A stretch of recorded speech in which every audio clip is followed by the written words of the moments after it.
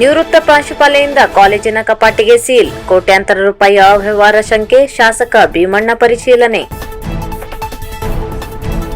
3,000ಕ್ಕೂ ಅಧಿಕ ವಿದ್ಯಾರ್ಥಿಗಳು ಕಲಿಯುತ್ತಿರುವ ನಗರದ ಬನವಾಸಿ ರಸ್ತೆ ಟಿಪ್ಪು ನಗರದಲ್ಲಿರುವ ಸರ್ಕಾರಿ ಪ್ರಥಮ ದರ್ಜೆ ಪದವಿ ಮಹಾವಿದ್ಯಾಲಯದಲ್ಲಿ ಕೋಟ್ಯಾಂತರ ರೂಪಾಯಿ ಅವ್ಯವಹಾರ ನಡೆದಿರುವ ಶಂಕೆ ವ್ಯಕ್ತವಾಗಿದೆ. ಇದಕ್ಕೆ ಪೂರಕ ಎಂಬಂತೆ ನಿವೃತ್ತರಾದ ಪ್ರಾಂಶುಪಾಲೆ ಕಾಲೇಜಿನ ಕಪಾಟುಗಳಿಗೆ ಬೀಗ ಹಾಕಿ ಸೀಲ್ ಮಾಡಿ ಹೋಗಿದ್ದಾರೆ. ರಾಜ್ಯದಲ್ಲೇ ಅತಿ ಹೆಚ್ಚಿನ ವಿದ್ಯಾರ್ಥಿಗಳನ್ನು ಹೊಂದಿರುವ ಕಾಲೇಜಿನ ಹಿಂದಿನ ಪ್ರಾಂಶುಪಾಲರ ನಡೆ ಸಂಶಯಾಸ್ಪದವಾಗಿದೆ. ಕಾಲೇಜಿನ ಆಡಳಿತ ಮಂಡಳಿಯು ಇದನ್ನು ದೃಢೀಕರಿಸಿದ್ದು ಅವರ ತನಿಖೆ ನಡೆಸಲಾಗುವುದು ಎಂದು ತಿಳಿಸಿದ್ದಾರೆ. ಅಲ್ಲದೆ ಹೊಸ ಪ್ರಾಂಶುಪಾಲರು ಅಧಿಕಾರ ಸ್ವೀಕರಿಸಿದರೂ ಕಪಾಟು, ಕಾಲೇಜಿನ ದಾಖಲೆಗಳನ್ನು ಒದಗಿಸದಿರುವುದು ಮತ್ತಷ್ಟು ಅನುಮಾನಕ್ಕೆ ಎಡೆ ಮಾಡಿಕೊಟ್ಟಿದೆ. ಇನ್ನು ಅವ್ಯವಹಾರ ಹಾಗೂ ಹಿಂದಿನ ಪ್ರಾಂಶುಪಾಲರ ಅನುಮಾನಾಸ್ಪದ ನಡೆಯನ್ನು ಆಡಳಿತ ಮಂಡಳಿಯ ಅಧ್ಯಕ್ಷರು ಆಗಿರುವ ಶಾಸಕ ಭೀಮಣ್ಣ ನಾಯ್ಕ ಖಚಿತಪಡಿಸಿದ್ದಾರೆ.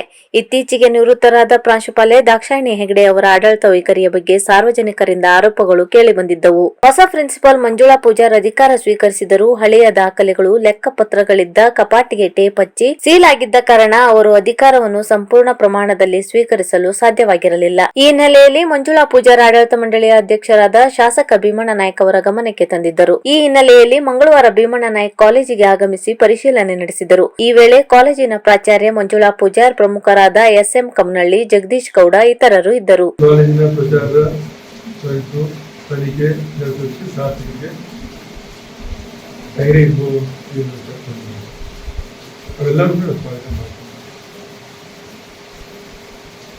ಶಿರಸಿ ಸೈನಿಕ ಜಿಲ್ಲೆ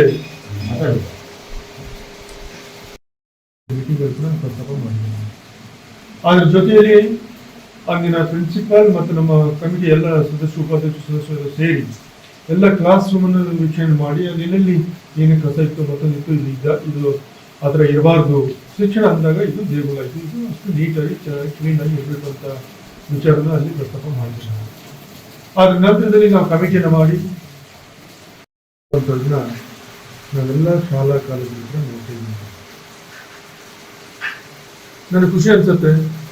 ಮತ್ತು ಸೌಕೇಂದ್ರ ತಿಳ್ಕೊಂಡು ನಮ್ಮ ಶಿರಸಿ ಶೈಕ್ಷಣಿಕ ಮತ್ತು ನಮ್ಮ ಜಿಲ್ಲೆ ಭಾಳ ಅತ್ಯುತ್ತಮವಾಗಿರ್ತಕ್ಕಂಥ ಶಿಕ್ಷಕರ, ಪ್ರಿನ್ಸಿಪಾಲ್ ಎಲ್ಲರೂ ಸೇರಿ ಭಾಳ ಚೆನ್ನಾಗಿ ಶಿಕ್ಷಣವನ್ನು ಕೊಡ್ತಾ ಇರುವಂಥದ್ದು.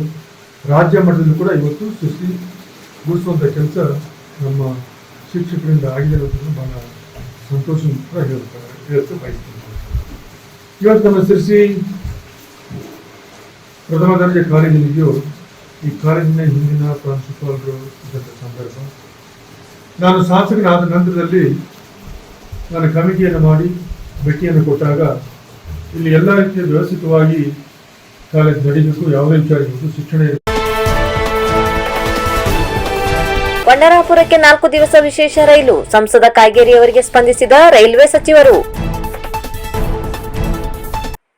5 ದಿನಗಳ ಕಾಲ ಪ್ರಸಿದ್ಧ ಕ್ಷೇತ್ರ ಪಂಢರಾಪುರಕ್ಕೆ ಹೆಚ್ಚಿನ ಸಂಖ್ಯೆಯಲ್ಲಿ ರೈಲು ಸಂಚಾರ ಮಾಡಬೇಕು ಎಂಬ ಸಂಸದ ವಿಶ್ವೇಶ್ವರ ಹೆಗಡೆ ಕಾಗೇರಿ ಅವರ ಬೇಡಿಕೆಗೆ ಕೇಂದ್ರ ರೈಲ್ವೆ ಸಚಿವರು ತಕ್ಷಣ ಸ್ಪಂದಿಸಿದ್ದಾರೆ. ವಾರಕರಿ ಸಂಪ್ರದಾಯದವರು ಪಂಢರಾಪುರ ವಾರಿ ಆಚರಣೆ ಹಿನ್ನೆಲೆಯಲ್ಲಿ ಪಂಢರಾಪುರಕ್ಕೆ ಹೆಚ್ಚಿನ ಸಂಖ್ಯೆಯಲ್ಲಿ ಭೇಟಿ ನೀಡುವ ಹಿನ್ನೆಲೆಯಲ್ಲಿ ಯಶವಂತಪುರ ಪಂಢರಾಪುರ ಎಕ್ಸ್ಪ್ರೆಸ್ ರೈಲನ್ನು ವಾರಕ್ಕೊಮ್ಮೆ ಬದಲಾಗಿ ಜೂನ್ 25ರಿಂದ ಜುಲೈ 30ರವರೆಗೆ ಪ್ರತಿನಿತ್ಯ ಸಂಚರಿಸುವಂತೆ ಮಾಡಬೇಕು ಎನ್ನುವ ಉತ್ತರ ಕನ್ನಡ ಸಂಸದ ವಿಶ್ವೇಶ್ವರ ಹೆಗಡೆ ಕಾಗೇರಿ ಮನವಿ ಮಾಡಿದರು. ಇದಕ್ಕೆ ಸ್ಪಂದಿಸಿದ ಕೇಂದ್ರ ರೈಲ್ವೆ ಸಚಿವ ಅಶ್ವಿನ್ ವೈಷ್ಣವ್ ರೈಲ್ವೆ ಸಂಖ್ಯೆಯನ್ನು ಹೆಚ್ಚಳ ಮಾಡಿ ಆದೇಶ ಹೊರಡಿಸಿದ್ದಾರೆ. ನವದೆಹಲಿಯಲ್ಲಿ ವಿಶ್ವೇಶ್ವರ ಹೆಗಡೆ ಕಾಗೇರಿ ಅವರು ಸಚಿವರನ್ನು ಭೇಟಿ ಮಾಡಿ ಜೂನ್ 25ರಿಂದ ಜುಲೈ 30ರವರೆಗೆ ರೈಲು ಪ್ರತಿದಿನ ಚಲಿಸಿದರೆ ಅಪಾರ ಸಂಖ್ಯೆಯ ಯಾತ್ರಾರ್ಥಿಗಳಿಗೆ ಹೆಚ್ಚಿನ ಪ್ರಯೋಜನವಾಗುತ್ತದೆ. ಆದ್ದರಿಂದ ಈ ಮನವಿಯನ್ನು ಪರಿಗಣಿಸಿ ಯಶವಂತಪುರ ಎಕ್ಸ್ಪ್ರೆಸ್ ರೈಲ್ವೆ ಸೇವೆಯನ್ನು ನಿತ್ಯ ನೀಡಲು ಅಗತ್ಯ ಕ್ರಮ ತೆಗೆದುಕೊಳ್ಳಬೇಕೆಂದು ಅವರು ವಿನಂತಿಸಿದರು. ಇದಕ್ಕೆ ಸಚಿವ ಅಶ್ವಿನ್ ವೈಷ್ಣವ್ ಈ ಬಗ್ಗೆ ಕೂಡಲೇ ಅಧಿಕಾರಿಗಳ ಜೊತೆ ಮಾತನಾಡಿ ಹುಬ್ಬಳ್ಳಿಯಿಂದ ಪಂಢರಾಪುರಕ್ಕೆ ಜೂನ್ 26, 28, 29, 30ರಂದು ವಿಶೇಷ ರೈಲು ಪ್ರಯಾಣಿಸಲಿದೆ ಎಂಬ ಭರವಸೆ ನೀಡಿ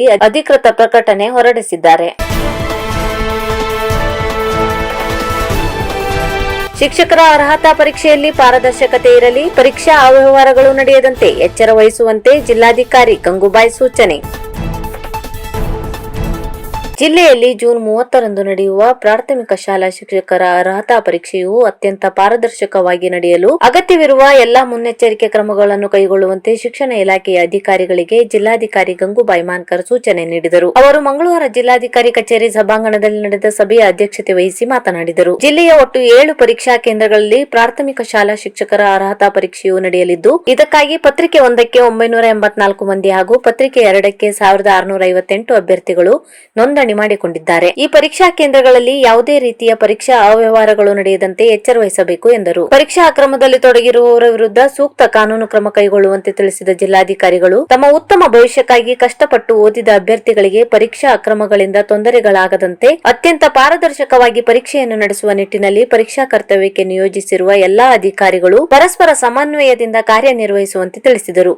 ಸಭೆಯಲ್ಲಿ ಜಿಲ್ಲಾ ಪಂಚಾಯತ್ ಮುಖ್ಯ ಕಾರ್ಯನಿರ್ವಹಣಾಧಿಕಾರಿ ಈಶ್ವರ್ ಕುಮಾರ್ ಕಾಂದು, ಅಪರ ಜಿಲ್ಲಾಧಿಕಾರಿ ಪ್ರಕಾಶ್ ರಜಪೂತ್, ಡಿಡಿಪಿಐ ಲತಾ ನಾಯಕ್ ಹಾಗೂ ವಿವಿಧ ಇಲಾಖೆಗಳ ಅಧಿಕಾರಿಗಳು ಉಪಸ್ಥಿತರಿದ್ದರು.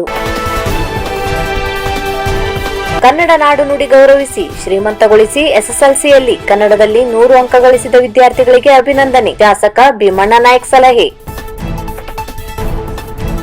ಕನ್ನಡ ನಾಡಿನಲ್ಲಿರುವ ಪ್ರತಿಯೊಬ್ಬರು ಕನ್ನಡ ನಾಡು ನುಡಿಯನ್ನು ಗೌರವಿಸಿ ಶ್ರೀಮಂತಗೊಳಿಸಬೇಕು ಎಂದು ಶಾಸಕ ಭೀಮಣ್ಣ ನಾಯ್ಕ್ ಹೇಳಿದರು. ಉತ್ತರ ಕನ್ನಡ ಜಿಲ್ಲಾ ಸಾಹಿತ್ಯ ಪರಿಷತ್ ತಾಲೂಕು ಘಟಕ ಶಿರ್ಸಿ ಆಶ್ರಯದಲ್ಲಿ ನಗರದ ನೆಮ್ಮದಿ ರಂಗಧಾಮದಲ್ಲಿ ಮಂಗಳವಾರ ಆಯೋಜಿಸಿದ್ದ 2023-24ನೇ ಶೈಕ್ಷಣಿಕ ವರ್ಷದ ಎಸ್ಎಸ್ಎಲ್ಸಿ ಪರೀಕ್ಷೆಯಲ್ಲಿ ಕನ್ನಡ ಭಾಷೆ ವಿಷಯದಲ್ಲಿ 100 ಅಂಕ ಗಳಿಸಿದ ವಿದ್ಯಾರ್ಥಿಗಳಿಗೆ ಅಭಿನಂದನಾ ಕಾರ್ಯಕ್ರಮವನ್ನು ಉದ್ಘಾಟಿಸಿ ಮಾತನಾಡಿದ ಅವರು, ಇತಿಹಾಸವನ್ನು ನೋಡಿದಾಗ ಕನ್ನಡದ ಹಿರಿಮೆ ನಮಗೆ ತಿಳಿಯುತ್ತದೆ. ಕನ್ನಡ ನಾಡಿನಲ್ಲಿರುವ ಪ್ರತಿಯೊಬ್ಬರು ಕನ್ನಡ ಭಾಷೆಯನ್ನು ಗೌರವಿಸುವುದರ ಜೊತೆಗೆ ಬಳಸಬೇಕು. ಕನ್ನಡದ ಏಳಿಗೆಗಾಗಿ ಹಲವು ಕನ್ನಡ ಪರ ಸಂಘಟನೆಗಳು ಹೋರಾಟ ಮಾಡುತ್ತಿದೆ. ಕನ್ನಡ ಸಾಹಿತ್ಯ ಪರಿಷತ್ ಸಹ ಉತ್ತಮವಾಗಿ ಕೆಲಸ ಮಾಡುತ್ತಿದೆ. ವಿದ್ಯಾರ್ಥಿಗಳು ಎಸ್ಎಸ್ಎಲ್ಸಿ ಪರೀಕ್ಷೆಯಲ್ಲಿ ಕನ್ನಡ ಭಾಷೆಯಲ್ಲಿ 100 ಅಂಕಗಳನ್ನು ಪಡೆದಿರುವುದು ಹೆಮ್ಮೆಯ ಸಂಗತಿಯಾಗಿದೆ. ಅಂತಹ ವಿದ್ಯಾರ್ಥಿಗಳಿಗೆ ಅಭಿನಂದನೆ ಸಲ್ಲಿಸುತ್ತಿರುವುದು ನಿಜಕ್ಕೂ ಶ್ಲಾಘನೀಯ ಎಂದರು. ಈ ಸಂದರ್ಭದಲ್ಲಿ ವಿಪಿ ಹೆಗಡೆ ವೈಶಾಲಿ, ಕ್ಷೇತ್ರ ಶಿಕ್ಷಣಾಧಿಕಾರಿ ನಾಗರಾಜ್ ನಾಯ್ಕ್, ಯಲ್ಲಾಪುರ ತಾಲೂಕು ಸಾಹಿತ್ಯ ಪರಿಷತ್ ಅಧ್ಯಕ್ಷ ಸುಬ್ರಹ್ಮಣ್ಯ ಭಟ್ ಸೇರಿ ಹಲವರು ಇದ್ದರು. ಮಾರಿಕಂಬ ಪ್ರೌಢಶಾಲೆ ವಿದ್ಯಾರ್ಥಿನಿಯರು ಪ್ರಾರ್ಥಿಸಿದರು.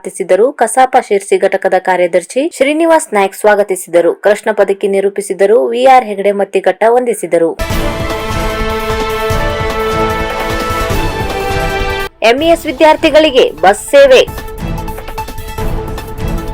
ಎಂಇಎಸ್ ಸಂಸ್ಥೆಯ ಆಂಗ್ಲ ಮಾಧ್ಯಮ ಮತ್ತು ಕನ್ನಡ ಮಾಧ್ಯಮ ಪ್ರಾಥಮಿಕ ಹಾಗೂ ಮಾಧ್ಯಮಿಕ ಶಾಲಾ ವಿದ್ಯಾರ್ಥಿಗಳಿಗಾಗಿ ಶಾಲಾ ಬಸ್ ಸೇವೆ ಪ್ರಾರಂಭಿಸಿದ್ದು, ಸಂಸ್ಥೆಯ ಅಧ್ಯಕ್ಷರಾದ ಜಿಎಂ ಹೆಗಡೆ ಮುಳುಕಂಡ ಚಾಲನೆ ನೀಡಿದರು. ಈ ಸಂದರ್ಭದಲ್ಲಿ ಆಂಗ್ಲ ಮಾಧ್ಯಮ ಶಾಲಾ ಉಪಸಮಿತಿಯ ಅಧ್ಯಕ್ಷ ದೀಪಕ್ ದೊಡ್ಡೂರ್, ಕನ್ನಡ ಮಾಧ್ಯಮ ಶಾಲೆಯ ಉಪಸಮಿತಿಯ ಅಧ್ಯಕ್ಷ ಶಿವಾನಂದ್ ವಿ, ಶಿವನಂಚಿ, ಚೈತನ್ಯ ಪಿಯು ಕಾಲೇಜಿನ ಉಪಸಮಿತಿಯ ಅಧ್ಯಕ್ಷ ಲೋಕೇಶ್ ಹೆಗಡೆ, ಸದಸ್ಯರಾದ ದೀಪಕ್ ಭಟ್, ಡಿಎಂ ಹೆಗಡೆ ಹಾಗೂ ಪದಾಧಿಕಾರಿಗಳು, ಮುಖ್ಯೋಪಾಧ್ಯಾಯರು ಉಪಸ್ಥಿತರಿದ್ದರು. ನಾರಾಯಣ ಗುರು ನಗರದಿಂದ ವಿವೇಕಾನಂದ ನಗರ, ಕಸ್ತೂರ್ಬಾ ನಗರ, ನೆಹರು ನಗರ 5 ರಸ್ತೆ, ಸಾಮ್ರಾಟ್ ರಸ್ತೆಯಲ್ಲಿ ಸಾಗಿ ತಾರ್ಗೋಡ್ ವರೆಗೆ ಬಸ್ ಸೇವೆಯನ್ನು ನೀಡಲಿದೆ.